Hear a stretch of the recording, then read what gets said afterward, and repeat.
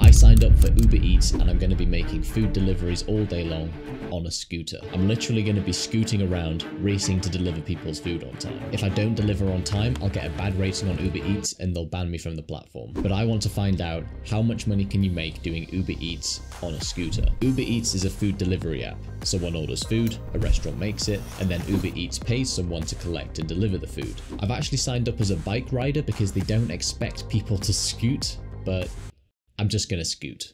In the last video, I tried delivering entirely on foot, literally running around delivering people's food, and I managed to earn $14.67 an hour. I'm gonna try and beat that on a scooter. My last video was my first time ever being a food delivery person, and I did not know what I was doing. I figured there'd be some tips and tricks for delivering more efficiently, so I called Jack. When you first start out with Uber Eats, This is Jack. He does Uber Eats delivery in New Zealand. some restaurants you'll find after doing quite a few orders are really reliable, but some are hopeless.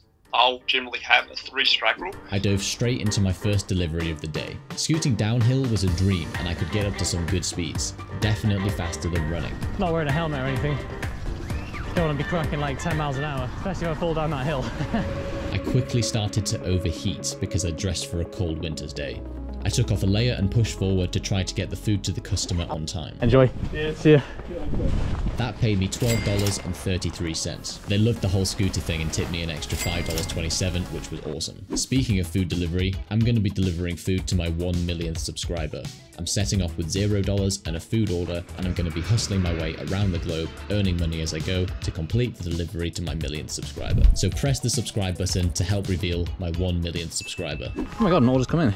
I got an offer for $6 for an 8-mile trip. That was a no. Then $6 again for a 12-mile trip. Then I accidentally accepted an order. Oh no. But this time I had to do it because I didn't want to make Uber angry. I had to collect food for 3 different people and deliver it to them all in one go. It's called a batch order and I had not done one of these before. Okay. 1, 2, 3, start delivery. Overall, I think that Uber Eats is a really good side hustle. Delivery orders usually come through whenever you want them, so it really just comes down to how fast you can travel. The faster you travel, the more deliveries you get done, and the more money you make. Hey, The first customer took like 10 years to come outside. See ya. The second guy didn't even want to come outside until I practically begged him to because I couldn't get past the locked gate. There you go. No worries. Let's go. It's much easier on a scooter compared to running. It is not no effort. I'm going around on a scooter as well, so thanks. The third drop-off completed the batch order to earn me $12.93. Gotta get into it. Let's go, let's go, let's go. I got the food for the next order, and then I hit another hill.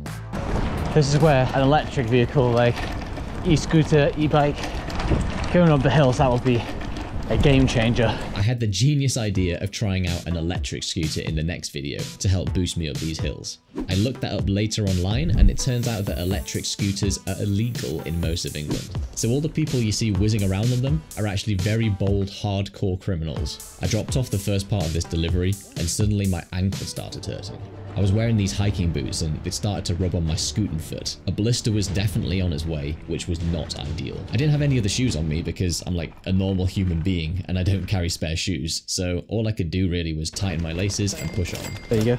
I collected from KFC and they had me waiting there for a whole 10 minutes and I was not impressed. Like Jack said, if a restaurant gets 3 strikes for being slow, just don't go back. You're on thin ice, KFC. Thank you very much. Right, here is one thing, and then there's also a can. There you go. Thank you so much. Have a good day. Enjoy, you too. That delivery paid $3.96, and then seeing all this food was making me so hungry, and I hadn't eaten lunch yet. So I hit McDonald's, but this time as a customer. The next delivery paid $3.93, and then for the one after that, I had to navigate the slipperiest patch of ice on earth. This is insane. Oh my god. I should have gone the other way. I might actually go the other way. Oh no, we're too far. We're way too deep. Okay. I only just made it across to deliver the food and I earned my $6.55, bringing the total so far to almost $59.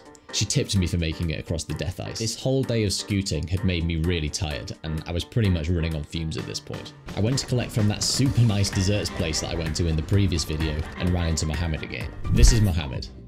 He works here as a waiter to earn some extra money as a student. I promised him that I'd come back and let him know if Uber Eats ends up paying more than he earns here waiting tables. That delivery paid $4.56. The one after that paid $12.90, and then I completed my final delivery of the day for $7.31, bringing our grand total for the day to $83.60. We were trying to beat the $14.67 an hour that I made doing Uber Eats entirely on foot in the previous video, and we ended up making $13.23 an hour, over $1 an hour less. I honestly wasn't expecting that. I thought that for sure the scooter would earn more than running.